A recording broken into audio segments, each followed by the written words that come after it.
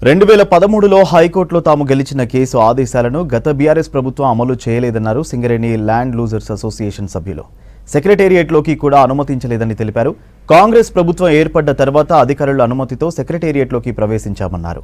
High court ఆదేశాలు అమలవుతాయన్న నమ్మకం కలిగిందని తెలిపారు.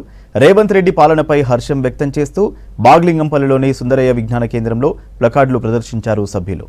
జూబ్లీహిల్స్ ఉప ఎన్నికలో కాంగ్రెస్ తరపున ప్రచారంలో పాల్గొంటామని తెలిపారు సింగరేణి ల్యాండ్ లూజర్స్ అసోసియేషన్ సభ్యులు.